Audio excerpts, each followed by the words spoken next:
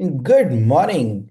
Good morning and welcome to your 5 a.m. cash flow mastery. And my dear friend, the topic for today is beginner's guide.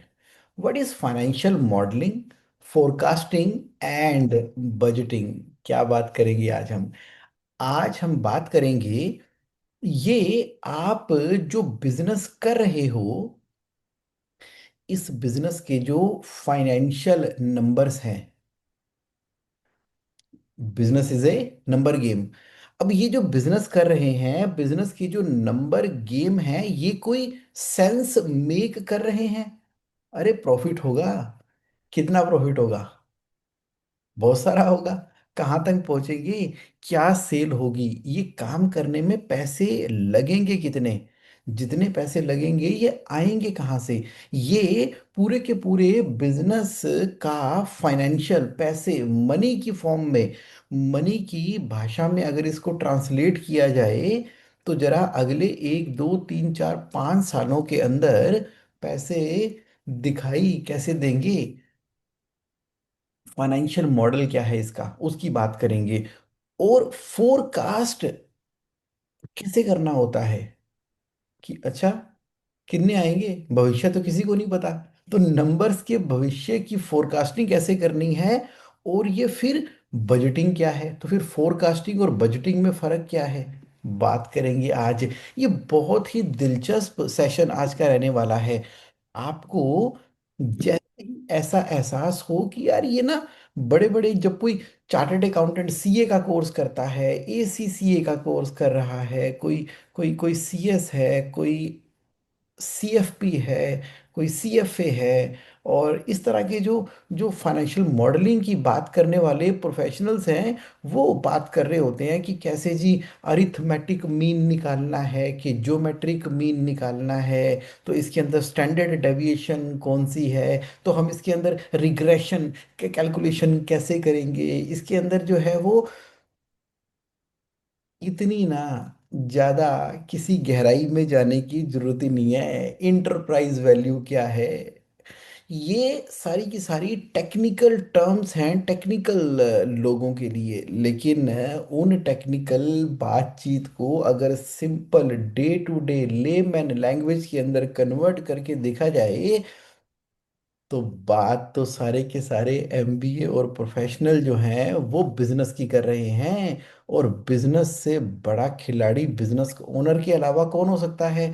तो आज क्यों ना in terms को बात कर ले बिजनेस ओनर की डेफिनेशन में। क्यों? इसलिए होता क्या है कि जब आप आगे किसी ना बिजनेस सर्कल में उठते बैठते हो और वहां पर ना लोग इस तरह की बातें कर रहे होते हैं कि यार तुम्हारी फाइनेंशियल मॉडलिंग क्या है, फोरकास्टिंग में कैसे करोगे, क्या करोगे। तो जो एक आम बिजनेस एंटरप्रेन्योर है ना, वो थोड़ा सा चिंतित विषय में आ जाता है कि यार मैं तो इतना पढ़ा लिखा हूं नहीं। हालांकि आप बहुत पढ़े लिखे हैं, आप इंजीनियर होते हैं, आपको इतने सालों का प्रैक्टिकल एक्सपीरियंस होता है, और वो आप ही के इस बिजनेस के अराउंड में ये जो जार्गन्स बने हुए हैं। लेकिन जब आपको लगता है कि मैं इसके साथ में रिलेटेड नहीं हूं, तो आज के सेशन के बाद तो आपको कभी लगना ही नहीं है आप रिलेटेड नहीं हो। आपको पता लगना है कि पूरी तरह से रिलेटेड हो। तभी मैंने इसका नाम रखा है beginners guide for financial modelling, forecasting and budgeting, जिसके अंदर आराम से तरीके से समझ लेंगे। जब आप आईपीओ की मीटिंग में जाएंगे, इन्वेस्टर की मीटिंग में जाएंगे, प्राइवेट इक्विटी की मीटिंग के अंदर जा रहे हैं, लोगों से मिल रहे हैं, बातचीत कर रहे हैं, आप टीवी चैनल देख रहे हैं, सीएनबीसी और ना जाने कौन कौन से। ठीक है, डन। तो अब ज्यादा भूमिका नहीं, सिंपल बात करते हैं इस विषय के ऊपर। तो यहां से शुरू करते हैं। फाइनेंशियल मॉडलिंग का मतलब होता है एक स्ट्रक्चर्ड एक्सेल की शीट बना देना, स्प्रेडशीट बना देना, जिसके अंदर जो बिजनेस के ड्राइवर्स है ना, बिजनेस के ड्राइवर मतलब कि एजम्पशन, इतना माल बेचूंगा, इस रेट पे बेचूंगा, इतनी क्वांटिटी में बेचूंगा, इतना जीपी मार्जिन होगा, इतना एनपी मार्जिन होगा, इतने परसेंटेज खर्चे होंगे, उन सभी के सभी फाइनेंशियल ड्राइवर एजम्पशंस को फाइनेंशियल स्टेटमेंट में कन्वर्ट कर देना, यानी कि पूरा का पूरा आर्किटेक्चर बना देना। व्हाट इफ मेरी सेल इतनी हुई तो, व्हाट इफ मेरी जीपी मार्जिन कम आया तो, व्हाट इफ एनपी लॉस में कन्वर्ट हो गया, व्हाट इफ मेरा इनफ्लो के अंदर जो डेटर्स के डेज हैं, डेली सेल्स आउटस्टैंडिंग के नंबर्स बढ़ गए, व्हाट इफ कम हो गए, व्हाट इफ इन्वेंट्री बढ़ गई। तो यानी कि ये पूरा का पूरा स्ट्रक्चर आर्किटेक्चर है ना, उसी को ही फाइनेंशियल मॉडलिंग कहते हैं, जो कि एजम्पशन के ऊपर बेस्ड होता है। फोरकास्टिंग क्या होता है?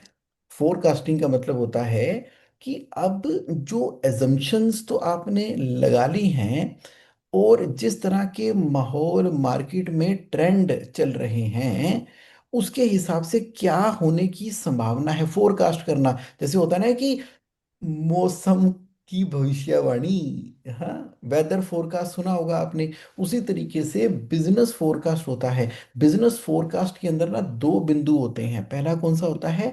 Quantitative forecast. एक होता है क्वालिटेटिव फोरकास्ट।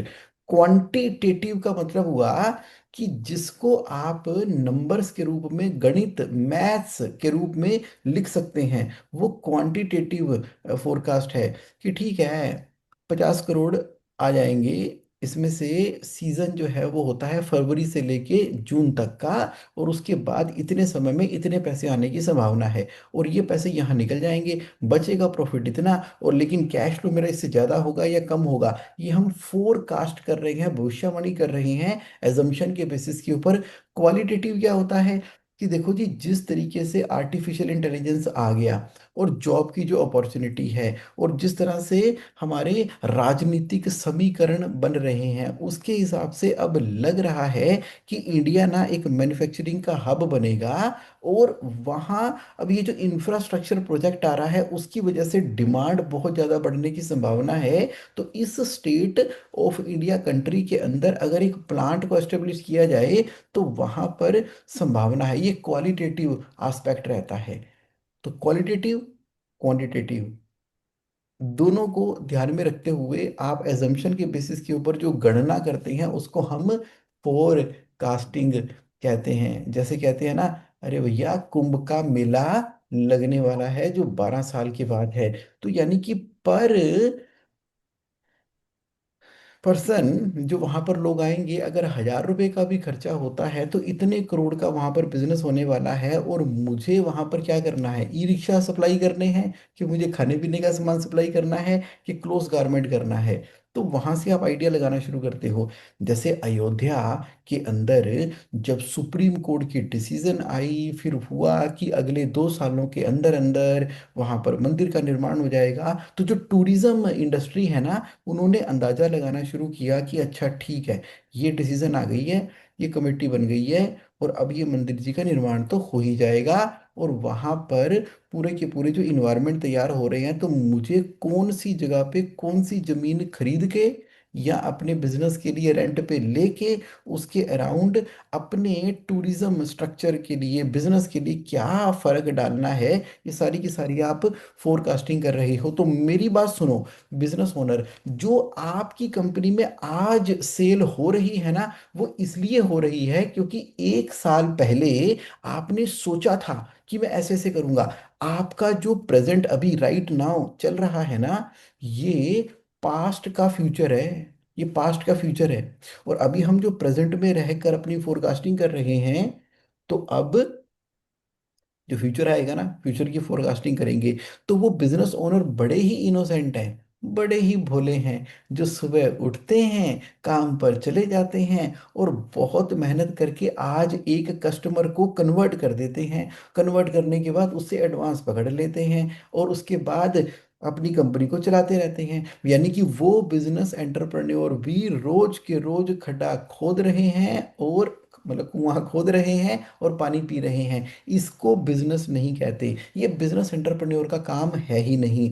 बिजनेस एंटरप्रेन्योर का काम प्रेजेंट में जो है ना, वो ये है कि क्वांटिटेटिव और क्वालिटेटिव भविष्य में क्या परिवर्तन हो रहा है और होने की संभावना है, उसके हिसाब से अपने बिजनेस के इंफ्रास्ट्रक्चर को सेट करते जाना, उस तरह के एम्प्लॉयज को हायर करना, उस तरह से टेक्नोलॉजी को लगाना। ये सच में बिजनेस एंटरप्रेन्योर का आज की डेट में काम है, ताकि आपकी अगले समय के अंदर कम से कम 1 साल के अंदर अंदर जो पैसे आने वाले हैं उसके ऊपर मेहनत आप आज ही कर चुके हो।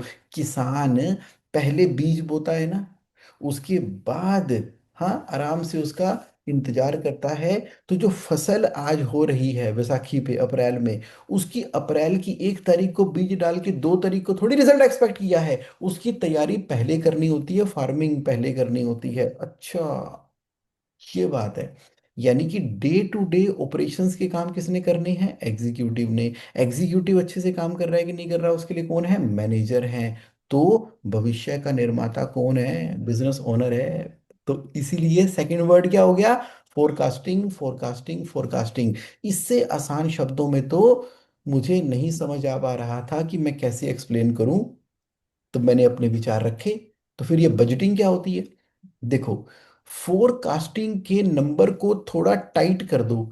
फोरकास्टिंग के नंबर को एकदम रियलिटी के अंदर ले आओ, विद अकाउंटेबिलिटी, जिम्मेदारी फिक्स करते हुए। कम से कम अगले 12 महीनों के अंदर, यानी कि फोरकास्ट, अंदाजे, जमा में कोई ना कोई स्ट्रेटेजी गोल, एक्चुअल कॉन्ट्रैक्ट, आपने एमओयू साइन किया हुआ है कि इतनी तो पेमेंट करेंगे, आपका कोई ना कोई कॉन्ट्रैक्ट सिस्टम प्रोसेस चल रहा है जिसके अंदर एक ना कमिटेड टारगेट अब आपने बना लिए हैं, based upon the very very very very very realistic transaction. Forecasting हो सकती है कि I am a system driven 10,000 crore company, क्योंकि उस तरह के आपके प्लान है। बजटिंग हो सकती है कि मेरे जोरा अगले 12 महीनों के अंदर भाई कम से कम इतनी सेल तो होने ही वाली है, मतलब हम तो 50 करोड़ रुपए करने ही वाले हैं इस फाइनेंशियल ईयर के अंदर। फोरकास्टिंग चाहे आप बना लो 10,000 करोड़ की, लेकिन बजटिंग जो होती है वो अगले 12 महीनों की एकदम पक्की पक्की लोहे की तरह मजबूत, उन एजम्पशंस के अलावा उन फंडामेंटल स्ट्रेटेजिक तरीकों को अपनाते हुए, जिसके लिए आपके हाथ में कोई एविडेंस भी है। अगर थंब रूल की बात करें, सिंपल सिंपल सिंपल बात करें, तो मैं कह सकता हूं कि फाइनेंशियल मॉडलिंग का मतलब है मॉडल, यानी कि इंजन। इंजन, इंजन कौन सा है मेरा? कितने सीसी हॉर्स पावर का इंजन है? ये मेरा मॉडल है कि इस धंधे के अंदर तो भैया 10% का मैं पैट कमाता हूं, इस धंधे के अंदर 40% का जीपी है, इस धंधे में जो वर्किंग कैपिटल है वो पॉजिटिव है, और वर्किंग कैपिटल जो है वो 35 डेज के बराबर की आ जाती है। पूरा का पूरा इंजन है। और फोरकास्ट क्या होता है? Expected path. दिल्ली से अमृतसर जाएंगे तो हम क्या करेंगे? कुंडली वाले रास्ते से होते हुए निकल कर जाएंगे, और वहां से आगे बढ़ते हुए हरियाणा बॉर्डर टच करते हुए निकल पड़ेंगे आगे हम अमृतसर साहिब की तरफ। और बजट क्या होता है? Promised destination. प्रोमिस्ड डेस्टिनेशन कि जब दिल्ली से निकले तो रास्ते में सुखदेव ढाबे में खाना खाते हुए ही जाना है, क्योंकि सुबह नाश्ता किसी ने नहीं किया। किसी ने नहीं किया, अरे वहीं करेंगे जी, निकलो, घंटा 1.5 घंटे का रास्ता है जनकपुरी से। तो बजट यानी कि एकदम प्रोमिस्ड डेस्टिनेशन की वहां पर हमने करना ही करना है। फोरकास्ट एक्सपेक्टेड पाथ है। और यहाँ पर हमें पूरी क्लैरिटी होती चली जा रही है। इंजन, एक्सपेक्टेड पाथ और प्रोमिस डेस्टिनेशन, ये तीनों के तीनों आपस में इंपॉर्टेंट है। क्लियर हो गया? ये मुझे आपको बहुत जरूरी था क्लियर करना। अब आप कह रहे हो कि भाई अब बनाना कैसे है? बनाते हैं। उससे पहले ये तो समझ लो कि ये मैटर क्यों करता है। ये इसलिए मैटर करता है क्योंकि आपने ना बड़ी बड़ी बड़ी बड़ी डिसीजन जो बिजनेस की लेनी होती है, वो किसी ना किसी बेसिस के ऊपर तो लेंगे ना। जैसे कि प्राइसिंग, मैंने प्रीमियम में जाना है कि मैंने एवरेज में जाना है कि मैंने सस्ता, सस्ते के अंदर एंट्री करनी है, मेरे प्रोडक्ट की प्राइसिंग क्या रहने वाली है। और फिर उसी के हिसाब से हम बनाएंगे ना कितने लोगों को हायर करना है। ये टेक्नोलॉजी ड्रिवन है, सिंगल पर्सन है कि मल्टी ब्रांचेस है, कि हमें फ्रेंचाइजी मॉडल करना है, फोको करना है, फ्रेंचाइजी ओन्ड कंपनी ऑपरेटेड, या कोको करना है, कंपनी ओन्ड कंपनी ऑपरेटेड, क्या करना है? बंदे उस हिसाब से हायर होंगे ना, इसीलिए मैटर करता है। बिजनेस के अंदर आपको पता लगेगा बिजनेस ओनर का मेन काम ही फाइनेंशियल मॉडलिंग, फोरकास्टिंग और बजटिंग करना होता है। बाकी सब तो ऑपरेशंस के काम है, हो ही जाते हैं, हो ही जाते हैं। और डिसीजन लेनी है आपने, इन्वेंट्री रखूं कि ना रखूं। अब आपको ये देखना है फंडिंग, कब कितने पैसों की रिक्वायरमेंट होगी, और कितने समय का पैसा मैं रनवे अपने पास बचा के चलूं, 3 महीनों का, 5 महीनों का, 10 महीनों का। और इस तरह से बहुत सारी बिजनेस की जो डिसीजन है ना, वो नंबर्स के बेसिस पे होती है। तभी फाइनेंशियल फोरकास्टिंग, बजटिंग इंपॉर्टेंट हो जाती है। तो आप कह रहे जुगोन सिंपल तरीके से बताओ कि करना क्या है। सबसे पहले ड्राइवर तैयार करो, ड्राइवर्स, ड्राइवर जो ड्राइव करते हैं आपके बिजनेस के। कौन से ड्राइवर्स हैं? एजम्पशंस आपकी। एजम्पशन मतलब कि कितनी क्वांटिटी बेच दोगे, कितने रुपए में बेचोगे। जैसे मैं कहता हूं कि हमारे जी नवंबर के महीने में इतने FC 21 के कोर्सेस बिक जाएंगे, और एक कोर्स का ये प्राइस है। तो quantity of FC 21 into the rate, मेरी एक सेल की वैल्यू निकल कर आ जाएगी।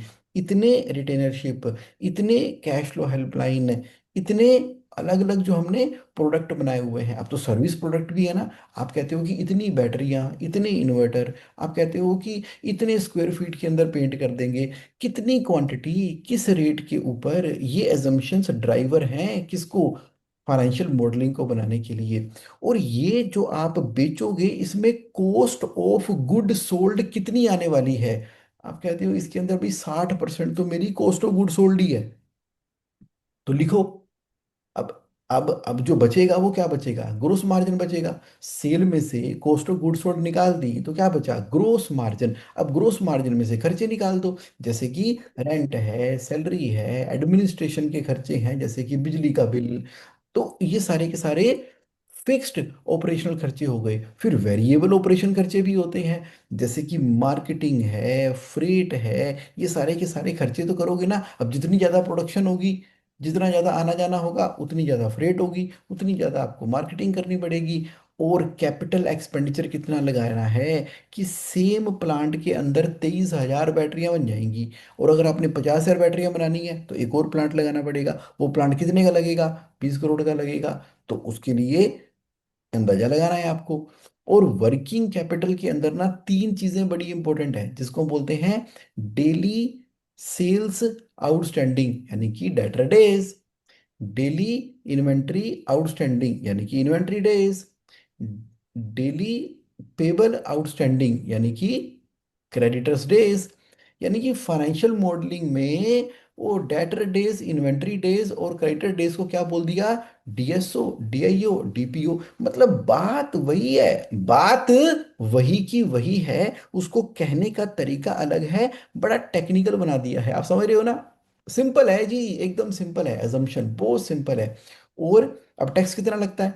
अगर आपकी LLP कंपनी है तो 30% लगता है, अगर आपकी प्राइवेट कंपनी है तो 25% लगता है, अगर आपकी प्राइवेट कंपनी है लेकिन आप डिडक्शन एग्जम्पशन क्लेम नहीं करते हो तो 22% लगता है, अगर आप इंडिविजुअल प्रोप्राइटरशिप में कर रहे हो तो 38% तक चले जाओगे। यानी कि टैक्स के क्या रेट चल रहे हैं, क्योंकि टैक्स प्लानिंग तो एक अलग विषय है ना। आपको front end company, back and company, group company के हिसाब से भी चलना होता है। तो अब आपकी फ्रंट एंड कंपनी के अंदर जिसकी फाइनेंशियल मॉडलिंग कर रहे हो, उसमें टैक्स रेट कितना है? वो क्यों जरूरी है? वो इसलिए जरूरी है कि पहले आता है प्रॉफिट बिफोर टैक्स, फिर माइनस किया टैक्स 25%, फिर आ गया पैट, प्रॉफिट आफ्टर टैक्स। और जो इन्वेस्टर हैं वो तो यही देखते हैं ना पैट कितना है। और जब मुझे फ्री कैश फ्लो निकालना है, फ्री कैश फ्लो यानी कि बचेगा कितना, जेब में कितना आएगा, वो कहाँ से निकलता है? टैक्स माइनस करने के बाद। इसलिए एजम्पशन आपने डिसाइड कर ली। आज जो मैं आपको बता रहा हूं ना, ये बिगिनर्स गाइड है। आज का सेशन सुनने के बाद ना सारी चीजें दिमाग में एकदम क्लियर हो जानी है। ओके। अब क्या किया आपने? अब आपने 12 महीनों का एक बार फाइनेंशियल मॉडल तैयार कर लेना है। कितना आसान है ना। करना क्या है? रेवेन्यू कैसे निकलता है, यानी कि सेल कैसे निकलती है, कितना बेचोगे, किस रेट पे बेचोगे, मल्टीप्लाई करके निकालो। दूसरा, कॉस्ट ऑफ गुड्स सोल्ड क्या होगी? अगर रेवेन्यू ही पता लग गया कि इतनी सेल करेंगे और उसका 60% मेरा सीओजीएस होता है, तो डाल दो। बाकी कितना आया? जीपी आया। अब फिक्स खर्चे और वेरिएबल खर्चे ऑपरेशंस के, वो डाल दो, उसको माइनस करोगे तो ईबिटा आ जाएगा। ईबिटा नाम देख रहे हो? हाँ जी, टॉप लाइन कितनी है, रेवेन्यू कितना है, टॉप लाइन, टॉप लाइन, ऐसे बैठे होते हैं ना, सीएनबीसी आवाज के अंदर बात कर रहे होते हैं, I believe the top line is this, the bottom line is this. अरे बॉटम लाइन का मतलब है थल्ले, बॉटम थल्ले वाली लाइन, वहां पे क्या होता है? प्रॉफिट है। टॉप लाइन क्या होती है? रेवेन्यू। अच्छा, और उसको हम क्या बोलते हैं? इबिटा। इबिटा, कितना बढ़िया शब्द है ना। अर्निंग बिफोर, कमाया बिफोर इंटरेस्ट देने से पहले, टी फॉर टैक्स देने से पहले, डी फॉर डेप्रिसिएशन लगाने से पहले, ए फॉर एमोर्टाइजेशन करने से पहले। होता है ना, कई बार आप कोई राइट परचेज करते हो, उसको एमोर्टाइज करते हो over a period of time. तो earning before interest tax and amortization, ये आपने कर लिया। ठीक है जी, डन। आगे बढ़ो। फिर क्या किया आपने? डेप्रिसिएशन। अब ईबीडा में सबसे पहले क्या निकालेंगे? डेप्रीसिएशन। डेप्रीसिएशन जो होता है, क्योंकि फिक्स एसेट तो एक बार खरीद लिया सो खरीद लिया, उसके बाद हर साल जो उसका डेप्रीशिएशन डालते हो, वो आपका सच में कैश का आउटफ्लो थोड़ी होता है, वो तो सिर्फ प्रॉफिट को कम करता है। यानी कि to the extent of depreciation आपके पास पैसा बैंकों में पड़ा रहता है, ताकि फ्यूचर में जब एसेट को रिप्लेस करना पड़े तो मनी अवेलेबल हो। तो अब क्या हो गया? डेप्रिसिएशन माइनस कर देंगे ना, तो इसमें से डी, डी निकल गया, तो क्या रह गया? ईबीआई। डी निकल गया तो इबिट आ गया, यानी कि earning before interest and tax आ गया। अच्छा, अगर इबिटा में से डेप्रिसिएशन माइनस कर दो तो इबिट आ जाता है। यार ये बड़ा मैंने सुना था लोगों को इन टर्म्स को इस्तेमाल करते हुए, चलो आज आपको भी पता लग गया। और अब इसमें से टी फॉर टैक्स भी माइनस कर दो, तो क्या होगा? अगर टैक्स भी माइनस कर दोगे तो क्या आ जाएगा? Net profit. तो इबिट में से टैक्स माइनस किया तो नेट प्रॉफिट आ गया। नेट प्रॉफिट आ गया, फाइनल पैट, पीएटी, पैट आ गया। अब बिजनेस की वर्किंग कैपिटल, धंधे में पैसा चाहिए कितना? पैसा कितना चाहिए? सबसे पहले आपको देखना है मार्केट से उधारी कितनी है, कितनी मार्केट की उधारी है, यानी कि डेली सेल्स आउटस्टैंडिंग मार्केट में कितनी रह गई है, कितनी रह गई है। तो अगर एक महीने में जितनी सेल करते हो, बटा में 30 कर दोगे, और गुणा में मान लो आपकी उधारी 45 दिनों की है, तो 45 कर दो। उधारी 90 दिनों की है तो 90 कर दो। तो ये हो गया ए आर आपका, अकाउंट रिसीवेबल। फिर क्या होगा? इन्वेंट्री। इन्वेंट्री कैसे निकलेगी? ये निकलना ना कॉस्ट ऑफ गुड सोल्ड। अगर 100 रुपए की रेवेन्यू है, 60 रुपए की कॉस्ट ऑफ गुड सोल्ड है, तो उसको 30 से डिवाइड कर दो, एक महीने में कितनी थी, और गुणा कर दो कितने दिनों की इन्वेंटरी चाहिए, 15 दिनों की, तो 15 से। फिर क्या बचा? Account payable. वही कॉस्ट ऑफ गुड सोल्ड को डिवाइड कर दो एक महीने 30 से, गुणा कर दो डेली पेबल आउटस्टैंडिंग। भाई आप जो माल खरीदते हो उसकी पेमेंट कितने दिनों में करनी है? 7 दिनों में, तो गुणा करो 7 दिनों से। तो जब ए आर जमा इन्वेंट्री माइनस एपी निकलेगा, तो वो क्या कह रहा है? ये आपकी वर्किंग कैपिटल। ये डेल्टा निकाल दिया आपने, working capital. AR plus inventory minus AP, ये है वर्किंग कैपिटल। और free free free free cash flow क्या होता है?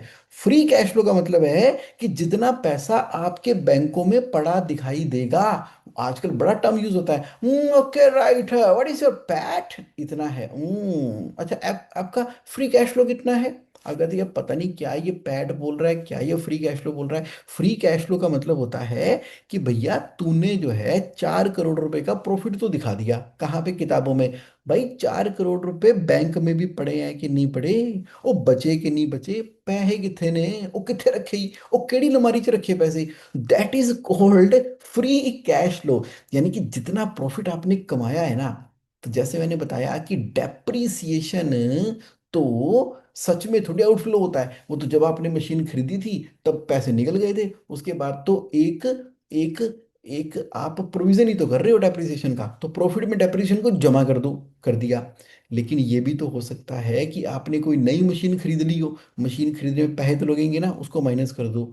और वर्किंग कैपिटल चेंज, यानी कि आपकी जितनी पहले वर्किंग कैपिटल थी, यानी कि 40 करोड़ की, और अब वर्किंग कैपिटल लगी हुई है 60 करोड़ की, क्योंकि सेल बढ़ती है तो इन्वेंट्री बढ़ती है, सेल बढ़ती है तो डेटर्स बढ़ते हैं, तो पैसा तो बिजनेस में लग जाता है। तो भैया जितने से वर्किंग कैपिटल बढ़ गई है ना, वो भी माइनस कर दो। तो पता लगे फ्री कैश फ्लो कितना है, -2 करोड़। वो तेरी, ये कैसे? प्रॉफिट 4 करोड़ रुपए का और फ्री कैश फ्लो -2 करोड़ रुपए का। क्यों? क्योंकि खटिया कमाया तेरी चोली चुपाया। जो कमाया था डेप्रिसिएशन में जोड़ा था, उसमें से पैसे तो लगा दिए नई मशीनें खरीदने में, पैसे तो लगा दिए इन्वेंट्री में, पैसे तो लगा दिए डेटर में, उसके लिए बैंकों से लोन ले लिया। तो ना केवल बिजनेस के अंदर हमें प्रॉफिट देखना है, बल्कि ये भी देखना है कि वो बिजनेस कैश फ्लो जनरेट कर रहा है, कि वो पैसे खा रहा है। अगर वो पैसे जनरेट कर रहा है, पॉजिटिव फ्री कैश फ्लो है, तो इसका मतलब है ये बन गई आपकी मनी मेकिंग मशीन। और अगर ये प्रॉफिट तो दे रहा है लेकिन फ्री कैश फ्लो जो है वो माइनस में जा रहा है, तो ये बन गया मनी ईटिंग मॉन्स्टर, यानी कि पैसे खाने वाला राक्षस। ऐसा बन जाता है बिजनेस। बड़े बड़े बिजनेसमैन होते हैं, जैसे इंफ्रास्ट्रक्चर का प्रोजेक्ट लगा तो लेते हैं, और कोई बात नहीं जी, वो पहले तो जी 100 करोड़ रुपए का तो जी हमें प्लांट लगाना पड़ेगा, लगा दिया। प्लांट लगाने के लिए उसको मेंटेन भी करना पड़ेगा, इतनी लेबर हायर की है। अब इतना बड़ा प्लांट लगाने के लिए इतने बड़े बड़े जो लोन लिए हैं उसके ब्याज भी भरने पड़ेंगे। सेल आएगी, पता नहीं कब आएगी, कैसे आएगी, उसका कोई प्लान है नहीं। क्योंकि बिजनेस ओनर ये सोचता है कि अगर मैंने प्लांट लगा दिया, मतलब बिजनेस ओनर नहीं ऐसा सोचता, ऐसा खास करके फैक्ट्री चलाने वाले लोग सोचते हैं, खास करके जो बड़े टेक्निकल लोग होते हैं ना, उनके दिमाग में पता नहीं क्या चलता रहता है कि बस मैंने फैक्ट्री लगा दी ना, माल तो बिक ही जाएगा। 4 फैक्ट्रियां लगा दी, माल तो बिक ही जाएगा, माल तो बिक ही जाएगा। ऐसे कैसे बिक जाएगा? क्या कोई कंफर्म ऑर्डर आपके पास है? क्या किसी ने आपको सब कॉन्ट्रैक्ट किया है? क्या आपने किसी को बोला है कि मेरे बिहाफ के ऊपर फैक्ट्री लगा लो? क्या आपका बड़े बड़े किसी ब्रांड से टाई अप है क्या आपको कोई गवर्नमेंट से ऐसा कॉन्ट्रैक्ट मिल गया है? या कोई आपके पास ऐसी एक्सेप्शनल सेल्स टीम है जिसकी वजह से आप इतने कॉन्फिडेंट लग रहे हो? या इंडिया की इकोनॉमी इतनी जबरदस्त तरीके से बढ़ रही है और आपके पास कोई ऐसा copyright, patent, trademark, technique, location की एडवांटेज ऐसी आपके पास है कि आपके अलावा कोई कर ही नहीं सकता? आपने मोनोपोली वाला माहौल क्रिएट कर दिया वहां पे, जैसे कई बार अडानी करता है। उसका तो तरीका ही यही है कि भैया माहौल ही ऐसा क्रिएट कर दो कि किसी को पनपने ही ना दो, वहीं पर ही ठक खड़े हो जाओ। तो ऐसी क्या चीज है? Produce is equal to sold नहीं होता। सोल्ड करने की जब मेरे पास पावर होती है ना, तो उसके पीछे फैक्ट्रियां तो लग ही जाती हैं। ये बड़े ध्यान से सोचने वाली बात है। तो यहाँ पर फोरकास्टिंग कई बार गलत हो जाती है, माहौल ऐसा बदलेगा। इसलिए हमें नेट प्रॉफिट पे भी ध्यान देना है और फ्री कैश फ्लो के ऊपर देना है, कहीं ये मनी ईटिंग मॉन्स्टर ना बन के खड़ा हो जाए मेरा बिजनेस। और बाकी पैसे बचेंगे कितने मेरे पास, कितने पैसे थे और कितना फ्री कैश फ्लो आया, तो ये क्या कहलाएगा आपका क्लोजिंग बैलेंस। आप कह रहे हैं जगमोहन समझ आ गई, ये बड़ी बड़ी टर्म्स थी, काफी हद तक मुझे आप कह रहे हो पता भी थी, लेकिन आज तुमने रिवाइज करवा दी। जिनको नहीं पता थी उनको पता लग गया। अब आप किसी भी मीटिंग में बैठ सकते हो। तो फिर फोरकास्ट और बजट में फर्क होता क्या है? ये क्या था? ये क्या था? ये फाइनेंशियल मॉडल था। अच्छा, और ये क्या था? ये उसकी ड्राइवर थे, एजम्पशंस थी किसकी? फाइनेंशियल मॉडलिंग की। तो फाइनेंशियल मॉडलिंग की ये एजम्पशन है, फाइनेंशियल मॉडलिंग के ये कैलकुलेशंस है। समझ आ गई? तो अभी हमने पहले पॉइंट की बात की।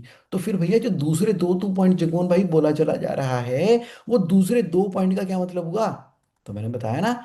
बाकी दूसरे दो पॉइंट का मतलब मैंने ये बताया कि जो फोरकास्टिंग होती है वो आप बेस्ट एस्टिमेट करते हो, भविष्य में मौसम कैसा रहेगा। और बजटिंग क्या होती है? अगले 12 महीनों में पक्का पक्का ये तो हो ही जाएगा। तो फिर दोनों में फर्क क्या है वो बताओ, सुनो, वो सुन लो, वो सुन लो, सुनो सुनो सुनो सुनो, आज का सेशन ना सुन लो मजे से। फोरकास्ट है, अपडेट, हाँ, अपडेट मंथली, क्वार्टरली, जो कि रियलिटी को रिफ्लेक्ट करता है कि ट्रेंड कैसा रहेगा, सीजनलिटी कैसी रहेगी, जन कैसी क्या रहेगी। आपने तो बोल दिया ना कि 2,000 बैटरियां बेच दूंगा 40 रुपए के हिसाब से, अबे 2,000 बिकेंगी क्या? लेकिन फिर भी अब मान के चल रहे हो हर महीने। ओके, बजट, बजट क्या हो गया? जिसको आप एनुअली पक्का एकदम लॉक कर देते हो, जैसे अमिताभ बच्चन सर बोलते हैं लॉक कर दिया जाए। हाँ जी, इस बजट को लॉक कर दिया जाए, क्योंकि मैंने ना फू फा बड़े बड़े फट्टे नहीं चुके हुए, मैंने अगले 12 महीनों का बड़ा ही रियलिस्टिक सा बजट बनाया है। इतनी सेल तो हो ही जाएगी, इतने खर्चे तो कर ही देंगे। और उसकी जो आप वेरिएशन एनालिसिस को करते हुए यूज करते हो ना, तो बजट एकदम पक्का हो गया। तो बजट बनना चाहिए नहीं बनना चाहिए, हर किसी का बनना चाहिए। FC 21 में हम पूरा जोर देते हैं बजट बनाने के ऊपर, और पकड़ के रखते हैं फिर बजट को। तभी FC 21 करने के बाद कंपनियां हमेशा प्रॉफिटेबल और कैश रिच रहती ही रहती हैं। तो कैडेंस क्या है? फोरकास्ट गाइड बजट का डिसिप्लिन। मतलब कि फोरकास्ट तत्व क्या है, निचोड़ क्या है इसका, कि फोरकास्ट आपको गाइड करता है, देवानंद की तरह गाइड करेगा, गाइड। और बजट एक डिसिप्लिन बना के रहेगा। खर्चा ज्यादा क्यों हो रहा है? सैलरी 12% होनी चाहिए थी, सैलरी तुम्हारी 27% चली गई है, क्यों भाई? फोरकास्ट गाइड करता है। हाँ ठीक है, आपको ना इस इंडस्ट्री में जाना चाहिए, अच्छा इस इंडस्ट्री के अंदर ट्रांसफॉर्मेशन हो रही है, तो वो गाइड कर रहा है। बजट आपको एग्जैक्ट टू द पॉइंट बता रहा है। ये बता रहा है कि इन्वर्टर बना लो, ये बोलता है कि कौन सा। ओके, आप कह रहे हो समझ आ गई चिकमोहन। तो गलतियां क्या हो जाती हैं जब हम बनाते हैं? पहली गलती, कि हम एजम्पशन ही नहीं बनाते। पहले एजम्पशन की शीट लिखो, कितनी सेल करूंगा, कितनी कॉस्ट ऑफ गुड सोल्ड होगी, पहले एजम्पशन शीट बनेगी। एजम्पशन शीट अलग से बननी चाहिए, तभी बन पाएगा, नहीं तो बात ही नहीं बनेगी। आप सीधा क्या करते हो? सेल की लाइन खींच देते हो और फिर लगे रहते हो पहले एजम्पशन लिखो लिखो लिखो, लिख दी। उसके बाद ना हार्ड कोड फार्मूले आप लिख देते हो वहां पे, कि बिजली का बिल जी डाल दो 50,000 रुपए का। ऐसे थोड़ी है। बिजली का बिल जो आएगा वो पर यूनिट कितना लगता है, इतनी सेल पे इतनी यूनिट, इतनी यूनिट पे इतना सेल, यूनिट की कंजम्पशन। तो वो फार्मूला लगाओगे ना यूनिट बेस्ड। नहीं तो क्या होगा, सारी की सारी फिक्स्ड कॉस्ट ना ऐसे धनिया लगेगी, कम लगेगी। अगर आपने फटाफट जल्दी जल्दी में काम किया, तो आपको हर चीज के लिए उसके फार्मूलाज को लगाना है। क्या होता है कि हम मोटा मोटा डाटा डाल देते हैं कि चलो जी कपड़े बेचेंगे 50 करोड़ के, अब उसी की ग्राइंडिंग करते रहते हैं, घिसिंग घिसिंग घिसिंग। भाई जितना इनपुट बढ़िया डालोगे, जितना फैला के डालोगे कि इंडिया में सेल करेंगे, नॉर्थ इंडिया में करेंगे, कपड़ों में सेल करेंगे, कपड़ों की भी 4 वैरायटियां होंगी, बच्चों के होंगे, लेडीज के होंगे, जेंट्स के होंगे। लेडीज के भी दो तरह से होंगे, एक होंगे एथनिक वेयर, एक होंगे मॉडर्न वेयर। और एथनिक वियर के अंदर साड़ी होंगी, और मॉडर्न वियर के अंदर ये वाली ड्रेस कोड होंगी, उसकी प्राइसिंग इस तरह से करेंगे, इसकी क्वांटिटी ये होगी। तो जितना ज्यादा आप डाटा को खलार खलार के लिखोगे ना, उतना बढ़िया ही आपका रिजल्ट निकल कर आएगा। और सीजनैलिटी हम भूल ही जाते हैं, बटा 12 बटा 12, अरे बटा 12 करके थोड़ी बनता है फाइनेंशियल मॉडल। कि जब बैटरियां बिकती ही फरवरी मार्च अप्रैल में ज्यादा हैं, तो आप दिसंबर में कहाँ बैटरियां बेच रहे हो बटा 12 करके? और वर्किंग कैपिटल का मैथमेटिक्स लगाते नहीं, यानी कि डेली सेल्स और इन्वेंट्री और पेबल आउटस्टैंडिंग कितने होंगे। और कैपिटल तो हम कर देते हैं, लेकिन डेप्रिसिएशन का इफेक्ट लेना ही भूल जाते हैं। और इबिडा के ऊपर ही फोकस करते रहते हैं कि earning before interest depreciation tax कितना होगा। लेकिन भैया फ्री कैश फ्लो अगर नहीं देखोगे, तो फिर आपका बिजनेस ग्रो कैसे करेगा, उसको भूल जाते हैं। और फॉर्मूले ऐसे लग जाते हैं कि ए बी पे डिपेंड है, और बी सी पे डिपेंड है, और सी ए पे डिपेंड है, और वहां पे लाल रंग से सर्कुलर फॉर्मेशन लग जाती है। इतनी जल्दी मत करो, बकायदा प्रॉपर एजम्पशन शीट और डाटा शीट बनाकर चलो, तभी आपकी फाइनेंशियल मॉडलिंग ठीक होगी। शांति से बैठो ना, क्या जल्दी है? उसके बाद बार बार वाट इफ करते रहते हो। एक काम कर, सेल इतनी करके देखना, अरे एक काम कर, परचेज नहीं करके देखना, वहां पर वाट इफ लगाओ ना, तब कहीं जाकर वो होगा। तो अगर आपने मान लो उसके वर्जन में बेसिक असम्पशन ही चेंज कर दी, तो उसको बोल दो वर्जन 1.1, फिर वर्जन 1.2। जैसे आता ना एप्पल 14, एप्पल 15, एप्पल 16, एप्पल 17 भी आ गया। जब मैंने एप्पल 15 लिया, तो मैंने कहा चलो बढ़िया हो गया, वो पता लगा 16 आया पड़ा है बीच में। मैंने कहा यार ये कब आ गया, फिर 17 भी आ गया। चलो, तो लेकिन लेकिन उसने अपने वर्जन कंट्रोल किए हुए हैं ना, तो आपने भी वर्जन कंट्रोल करने हैं। मेका कॉपी करके वर्जन बना लिया करो, वर्जन बनाते नहीं, उसी को फिर खुद ही भूल जाते हैं कैसे था यार। चेक करना यार, बनाने में उतना टाइम नहीं लगता जितना कि ठीक करने में लग जाता है। ये टेक्निकल लोग मेरी बात को समझ रहे होंगे, सर पकड़ के बैठे होते हैं, उधर से बिजनेस ओनर जो है वो शोर मचा रहा होता है, हमें पता ही नहीं ये क्या का दूध का दही क्या बन गया। ओके। और व्हाट इफ ना लगाने की वजह से सारी की सारी गड़बड़ियां होती हैं, सेंसिटिविटी एनालिसिस नहीं होता। क्योंकि जितना ज्यादा डाटा आप डीप लिखोगे, उतना जल्दी बन जाएगा। तो आजकल तो एआई आ गई है, एआई आर्टिफिशियल इंटेलिजेंस। आपने क्या करना है, उसका पूरा इस्तेमाल करना है। प्रैक्टिकल करके दिखाता हूँ। प्रैक्टिकल करके दिखाता हूँ। ये देखो कितना प्यारा सा, पहले मैंने दुनिया का सबसे सिंपल सा बनाया मैंने फाइनेंशियल फोरकास्टिंग। ये थोड़ी शीट बड़ी करके दिखाता हूँ। ये देखो हमने क्या किया, सबसे पहले तो बना लिया इनपुट की हिस्ट्री। ठीक है जी, इनपुट की हिस्ट्री जिसके अंदर हमने देखा कि एक्चुअल डाटा है क्या, 2021 का, 22 का, 23 का, 24 का, 25 का, ये तो पता लग ही जाएगा ना। पिछले 5 सालों से बिजनेस कर रहे हो तो एक्चुअल डाटा तो देख के लिख लो। देख के लिख लिया। अब एजम्पशन डालो इसके अंदर। एजम्पशन डालो कि अच्छा 2025 तक इतनी सेल कर चुके हैं तो सेल 10% से ग्रो कर जाएगी। कॉस्ट ऑफ गुड्स सोल्ड मेरा 61% होगा। ईबिटा मेरा 15.50% होगा। डेप्रिसिएशन तो भैया 2.60 ले लेता हूँ मैं, किसका, रेवेन्यू का।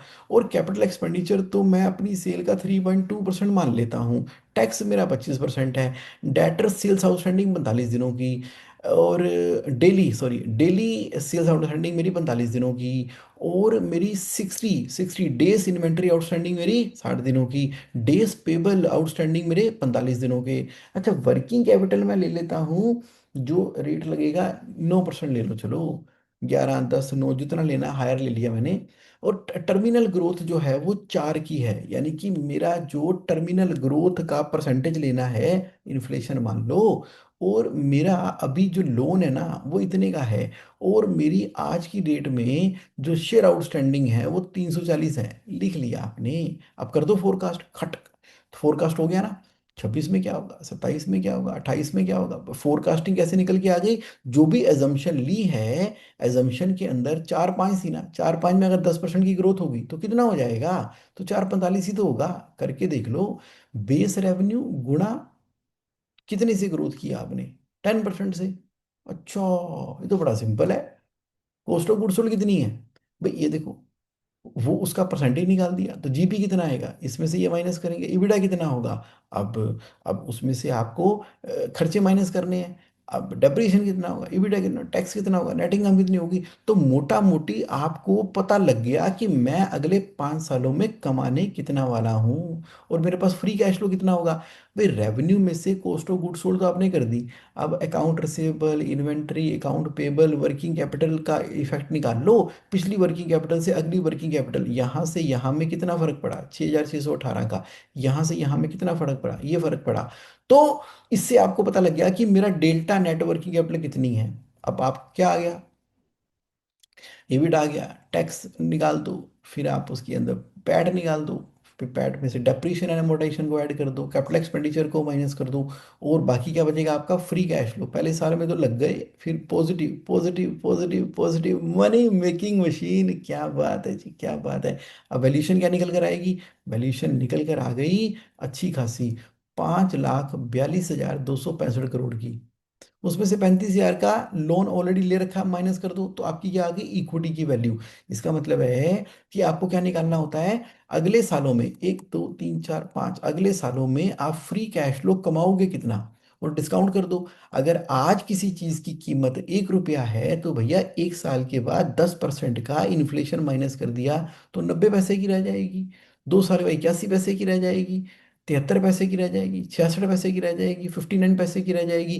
भाई बढ़ भी तो रहा है ना इन्फ्लेशन, इन्फ्लेशन बढ़ रहा है। तो जो 5 सालों के बाद आपको पैसे मिलने हैं उसकी डिस्काउंट लगा के प्रेजेंट वैल्यू 0.59 है। तो उससे हम आपकी इंटरप्राइज वैल्यू निकाल लेंगे। इंटरप्राइज वैल्यू निकाल के तो हम उसकी वैल्यूशन भी निकाल लेंगे। तो अब मोटी मोटी रेशियो कौन सी होती है, रेवेन्यू किस रेट पे ग्रो कर रहा है, जीपी की परसेंटेज क्या है, ईबिटा क्या है, ईबिट का मार्जिन क्या है, टैक्स रेट क्या है, फ्री कैश फ्लो कितना जनरेट होता है। अरे वाह, वाह वाह वाह, 7% फ्री कैश फ्लो रिजर्व हो रहा है, बढ़िया कंपनी है भाई। और सिनेरियो बना दो इसके, अलग अलग के सिनेरियो। देखो जी, आप ये बेस मान लो, और अगर मंदी रही तो ये मान लो, और तेजी रही तो बुल मान लो। मंदी, तेजी, आपने 3 सिनेरियो बनाए, normal scenario, pessimistic scenario, optimistic scenario. तो आप बोलो कि यार मैं तो पैसिमिस्टिक सिनेरियो में भी प्रॉफिट कमा रहा हूँ, और मैं तो ऑप्टिमिस्टिक में तो कमाऊंगा ही कमाऊंगा। चलो नॉर्मल मान के चलो, यानी कि एजम्पशन के अंदर आपने मान लिए, यानी कि आपको लगा कि 45 दिनों में तो पैसे दे ही देंगे लोग, नहीं तो 55 में तो दे ही देंगे। 40 में कोशिश करेंगे लेने की। देख रहे हो ना, सिनेरियो सिनेरियो सिनेरियो, ये सारी की सारी फाइनेंशियल मॉडलिंग है। बड़ा मजा आता है जब आप फाइनेंशियल मॉडलिंग बना बना के उसके ऊपर काम करते हो ना, तो एकदम शानदार सिस्टम रहता है। फिर तो ग्राफ तो बन ही जाएंगे। रेवेन्यू का ग्राफ चढ़ती कला, तेरे पानी सर्वदा भला, ये देखो चढ़ाओ। EBITDA क्या आ रहा है, फ्री कैश फ्लो क्या आ रहा है। पहले तो माइनस में था, लेकिन बिजनेस ने तरक्की करनी शुरू की। आप कह रहे हो कि जगमोहन इतना सिंपल होता है फाइनेंशियल फोरकास्टिंग? अरे भैया बहुत सिंपल होता है, बहुत सिंपल होता है। बस आपका मन होना चाहिए बनाने का। जब आप किसी भी चीज़ को पूरी मेहनत से, पूरी दिल से, शानदार तरीके से बनाने की कोशिश करते हो, तो वो बनी जाता है, क्योंकि बेस तो आपको पता लगी गया। एक मैं आपको और रियल लाइफ एग्जांपल दिखाता हूँ, ये देखो। ये मैंने क्या बनाया, सबसे पहले मैंने बना दी इनकम स्टेटमेंट, पिछले 5 सालों में क्या, ब्लू कलर में, अगले 5 सालों में क्या, पूरी डिटेल में बना दी बढ़िया सी। उसके बाद क्या बनाया, उसकी बैलेंस शीट, 5 सालों में क्या होगा, अगले 5 सालों में क्या होगा, उसका कैश फ्लो कैसे आएगा, पैसे आएंगे कहाँ से, पैसे जाएंगे कहाँ पे, और बचेंगे कितने, और वर्किंग कैपिटल कितनी निकलेगी, डेटर्स कितने, इन्वेंट्री कितनी, अदर एसेट कितने, और लायबिलिटी कितनी, तो वर्किंग कैपिटल कितनी। तो मैंने ये लगा दिया, debtor days, creditor days, inventory days, other asset as a percentage, ये पूरा लगा दिया। इससे क्या हुआ, कोई लोन लिया है क्या, कोई लोन का शेड्यूल है क्या, कोई एसेट कब कब खरीदेंगे, पहले कितने थे इतने, तो 17 में टक टक टक टक टक टक टक टक टक टक टक, कब कब कितने कितने एसेट खरीदने की रिक्वायरमेंट पड़ेगी, पूरी की पूरी भविष्यवाणी यहाँ पे कर दी। और डिस्काउंट का रेट निकाल दिया कि ठीक है ना, महंगाई तो बढ़ी रही है, और कंपनी की वैल्यूएशन कितनी निकाल दी, 350 करोड़ रुपए की। वो कैसे, ऐसे कि EBITDA कितना आ रहा है, टैक्स माइनस कर दो, पैट आ गया, डेप्रिसिएशन ऐड कर दो, वर्किंग कैपिटल को माइनस कर दो। आप कह रहे हो जगमोहन ये तो बहुत ही सिंपल हो गया, ये तो मतलब एक फॉर्मेट है, ये तो एक फॉर्मेट है। तो फाइनेंशियल मॉडलिंग तो मेरे दोस्तों फॉर्मेट ही तो है। ये जो मैंने आपको बना के दिया ना, ये देखो कितना सिंपल था ना, फॉर्मेट है। पहले क्या लगा दी, एजम्पशन, एजम्पशन वापसी लेके जाता हूँ PPT के ऊपर। कितना मजा आ गया, आसान हो गया, जिंदगी एकदम सिंपल हो गई। कैसे, कि फाइनेंशियल मॉडलिंग के अंदर आपने क्या किया था, सबसे पहले आपने उठा के क्या ले ली थी, एजम्पशन, 1 2 3 4 5 6 7, बस एजम्पशन ले ली, और उसको एक्सेल में डाल दिया। एक्सेल में डाल दिया तो जमा घटा जमा घटा जमा घटा जमा घटा जमा घटा जमा घटा जमा घटा, और बन गया आपका फाइनेंशियल मॉडल। इसमें कोई रॉकेट साइंस थोड़ी है। तो क्लियर हो गया। तो अब आप अपने बिजनेस की फाइनेंशियल मॉडलिंग करो, और देखो, अरे धंधे में जान भी है क्या, आंखें बंद करके बस लगे हुए हैं, कपड़े बेच दो, बेच दो, बेच दो, मेहनत कर लो। अरे मशीन लगा दो, क्यों लगा दो, ब्रांच खोल दो, अरे क्यों खोल दो ब्रांच, पता लगे 10 ब्रांचें खोल के लॉस आना शुरू हो गया। पूरे वर्ल्ड के अंदर कंपनियां खोल दो, क्यों खोल दो, फाइनेंशियल मॉडलिंग तो दिखाओ। क्लियर हो गया। चलो आज का सेशन थोड़ा सा लंबा हो गया है, बट मुझे पूरा यकीन है कि आपको इस सेशन को सुनने के बाद बहुत सारी टर्म्स क्लियर हो गई होंगी। तो मुझे जो मेरे साथ लाइव है, प्लीज प्लीज प्लीज बता दो कि आज का सेशन कैसा लगा, कैसा लगा आज का सेशन। और जो उसके बाद वीडियो देखेंगे, वो भी बताना कि आपने क्या सीखा, आज के सेशन से कैसा लगा। जब आप कमेंट लिख देते हो ना, तो उससे उससे ना ये मेहनत सफल हो जाती है। तो आप चैनल को सब्सक्राइब लाइक तो कर ही दिया करो, बाकी मेहनत सफल हो जाती है जब आप कमेंट बॉक्स में लिखते हो कि हाँ भाई, फिर अगला और अच्छे टॉपिक में गहराई में जाने का मन करता है। बाकी GSC ऑनलाइन तो है ही आपके पास, आप जाओ कहाँ पे, www.gsconline.in चले गए। वहां जाने के बाद ये देखो, आपने क्या करना है, ज्वाइन ओवर कम्युनिटी पे क्लिक कर दो। बस जैसे ही ज्वाइन ओवर कम्युनिटी पे क्लिक करोगे ना, तो यहाँ पे आप हमारी व्हाट्सएप कम्युनिटी में आ जाओगे सीधा। क्लिक हेयर टू ज्वाइन में करोगे, टक सीधा कैश फ्लो कम्युनिटी के ग्रुप के अंदर आ जाओगे। आ गए, देखा आ गए आप, कैश फ्लो कम्युनिटी आ जाओ। इतना सिंपल है कैश फ्लो कम्युनिटी को अब ज्वाइन करना। और फिर आप कहते हो कि मुझे 5 AM की वीडियो भी देखनी है जगमोहन, वो कहाँ से देखूं, वो देखने के लिए वही तरीका, सिंपल सिंपल। आप कहाँ पर गए हो, GSC ऑनलाइन में चले गए। तो जैसे ही आप GSC ऑनलाइन में चले गए, और यहाँ पे लिखा हुआ है ना क्या, 5 AM कैश फ्लो मास्टरी, यहाँ पे क्लिक करो। सारे के सारे टॉपिक एक के नीचे एक सजा के रखे हुए हैं। आपको यूट्यूब में अलग से ढूंढने की जरूरत नहीं है, सीधा यहीं से मिल जाएंगे, 1 पेज, 2 पेज, 3 पेज, 4 पेज, अपनी मर्जी के जो टॉपिक सुनने हैं आप सुनते चले जाओ। तो ये है जी आज का सेशन। और मेरे साथ जो लाइव हैं, वो बता रहे हैं कि ठीक है Maheshwari ji, excellent in short, thank you for your encouragement. Hemendra ji, thank you. Jugmohan ji, your knowledge is truly vast, thank you. Very helpful information for our planning. Absolutely. अब तो आपका जो अकाउंटिंग सॉफ्टवेयर है वो पूरे भारत तो क्या पूरे विश्व के अंदर झंडे गाड़ने को तैयार है Hemendra ji. Keep on doing great work. Rajneesh ji, good morning, very informative session. Thank you so much, thank you so much for all the participant जो मेरे साथ लाइव आज सेशन के अंदर हैं। बाकी रिकॉर्डिंग तो आप एंजॉय करने वाले हो। हैव अ ग्रेट टाइम, फिर मिलते हैं नेक्स्ट सैटरडे और डीप जाएंगे। Thank you, thank you, thank you.